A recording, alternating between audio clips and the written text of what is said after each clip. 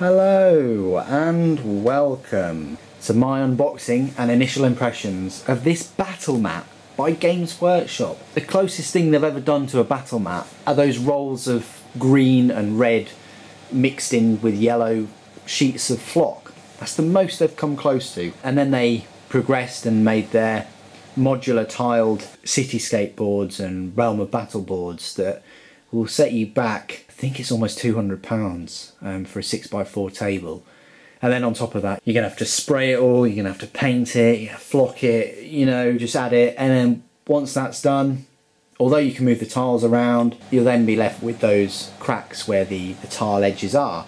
And everybody's board is gonna look very similar, unless you choose to change the colour of them and have it as a snowy one or whatever. But even if you had a snowy one and a desert one, it's the same tiles. So then they brought out the cityscape board, same kind of deal, but in a way I'll probably say that cost you more because you have to buy your silver spray paint and things like that. Either way, those boards are brilliant for just showcasing your models. I use my 6x4 to highlight my entire chapter last year, and they do their job. But if you want a gaming mat where you roll dice and they don't make a noise, they stay on the table, you want something quite compact to roll away or whatever, then a gaming mat might be the way forward. One thing I will say is that obviously this isn't a review and I've blabbed on for far too long. This is just my initial impressions, but in the review I will be comparing this to other similar offerings that are out there in the wild.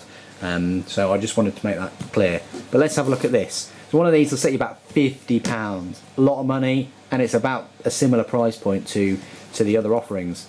It's a 4x4 mat, and what they've done there is they've put some models out to sort of demonstrate, and they've left all the orcs on an open battlefield. And they've put their lovely Warhammer World only Land Raider Excelsior, and it's a darker shade of blue than their old Predator Destructor. But that being said, it looks pretty cool. Let's have a look around it.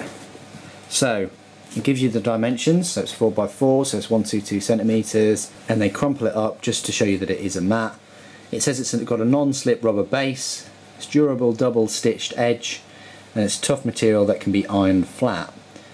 So obviously you don't want to be ironing the rubber base, and then it gives you the sort of picture. It's pretty cool. I like the look of it. It's sort of got this bridge thing. I don't really get when battle mats try and have 3D sort of items on there. It detracts it a little bit. I'd rather it would just be, you know, wasteland or something like that, and then you could add hills. But there we go. It comes in this really big box. It's quite heavy. It's made in China and distributed in Games Workshop. So they're charging £50 for this mat, made in China. It's quite heavy. So maybe they're charging £50 because it weighs so much. So, I mean, one of these, whew, I mean, they don't have to put the weight anywhere, but there is no weight. I'm guessing it's about over a kilogram, probably 2 kilograms maybe. But that must weigh a lot, and obviously, and it must cost a lot to ship over here. But box is nice and sturdy, so we just take it apart like so. There we go. Whoa! Wow, that is a lot bigger than I thought. It's heavier than I thought too. Cool. Right, so that's all you get. No instructions required, or batteries obviously. What I'm going to do is just lay this out on the floor and show you it completely unfolded. And here we are. Do not adjust your sets. There's no battle reports going on, I assure you.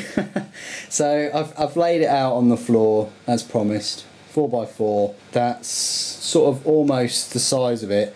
I mean, if we just move down a little bit, there's that's cut off, and if we move up a bit, yeah, there's not much cut off at all there. That is the mat.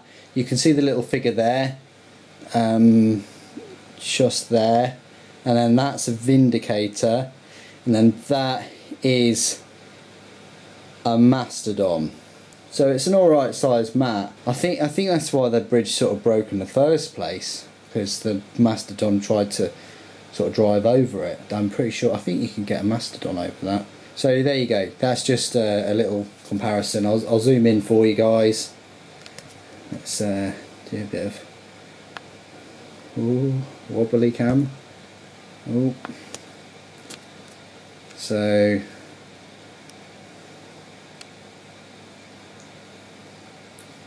that's your little Centurion size Space Marine, and then obviously that's your Vindicator, and then that's your Mastodon sized vehicle. Would you really be using a super heavy on a 4x4? Probably not, actually. For smaller size battles I think it's pretty cool. So there you go, that's my initial impressions. I'm quite impressed with it. However, obviously because it's been folded square, there are quite a few creases. You can see them quite clearly, and the little Space Marine chap is going to have to sort of do a bit of a running jump over that one. So there's a few folds, but they say you can use an iron. I don't know if I want to just use an iron on it straight away, but I probably will try and do that for the review. I'm not going to fold it up. I'm going to roll it and see if it stays in like a roll. But obviously whichever way you're going to roll it up, it's going to have whatever was underneath, you know, on the top of it. So it's only a matter of time before you get a lot of crap on the top. You go to iron it, and it irons the crap into the mat. You know, even if you're super careful and you take the mat off now and then try and roll it. But we'll cross that bridge when we get to it. No pun intended, because there's a bridge on the... Never mind. Anyway, that has been my unboxing initial impressions of Games Workshop's first sort of battle mat city ruin. Is it really a city? Sort of looks like the hippo enclosure at Mars Zoo with a little walkway across it. Is it a city ruin? Anyway, thank you for joining me today. Thank you for watching. The Emperor Protects.